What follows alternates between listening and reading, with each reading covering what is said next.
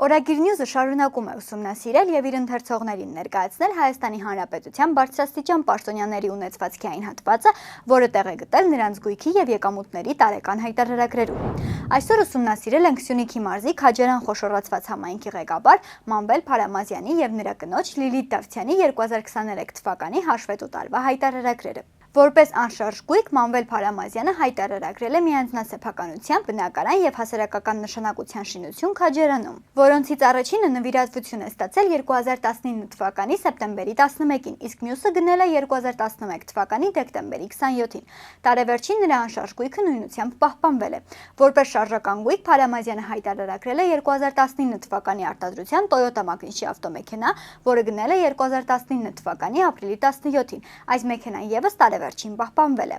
Մանվել Փարամազյանի բանկային հաշիվներին տարեսկզբին եղել է 28 միլիոն 979,580 դրամ եւ 82 եվրո, տարեվերջին 2 միլիոն 799,169 դրամ։ Նա տարեսկզբին ունեցել է 20,000 դրամ կանխիկ գումար, տարեվերջին 250,000 դրամ։ Հաշվետու տարում Քաջարանի համայնքապետի եկամուտները կազմել են 29 միլիոն 851,821 դրամ, որից 5 միլիոն 851,821 դրամը Քաջարանի համայնքապետարանից ստացած աշխատավարձն է։ 24 միլիոն դրամը Զանգեզուրի պղնձամոլիբդենային կոմբինատից վարձակալության դիմաց ստացված վճար է։ Ի տարբերություն Փարամազյանի, նրա կնոջ Լիլիթ Դավթյանի հայտարարագրի անշարժ գույքի բաժինը բավականին հագեցած է։ Որպես անշարժ գույք նա հայտարարագրել է միանձնասեփականությամբ ավտոտնակ Քաջարանում, որը գնել է 2019 թվականի հունվարի 31-ին։ Միանձնասեփականությամբ բնակարան եւս Քաջարանում, որը գնել է 2017 թվականի մայիսի 20-ին։ Միանձնասեփականությամբ 4 բնակելի շենք, որից 3-ը Երևանում, 1-ը Քաջարանում,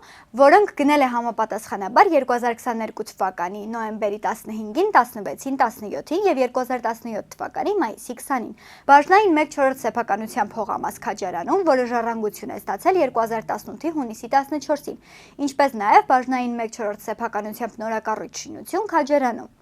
որը ժառանգություն է ստացել 2018 թվականի մայիսի 29-ին։ Տարեվերջին նրա անշարժ գույքը նույնությամբ պահպանվել է։ Որպես շարժական գույք նա հայտարարագրել է 2011 թվականի արտադրության Kia Magnitsky ավտոմեքենա, որը գնել է 2020 թվականի օգոստոսի 8-ին։ Վերջինս իր ամուսնուց Մանվել Փարամազյանից 2021 թվականի մայիսի 3-ին 100,000 դրամ արժեքով բաժնեմաս է նվիրատվություն ստացել, որը տարեվերջին նույնությամբ պահպանվել է։ Լիլիթ Դավթյանի բանկային հաշիվներին տարեսկզբին եղել է 3 միլիոն 772,945 դրամ, տարեվերջին 409,094 դրամ։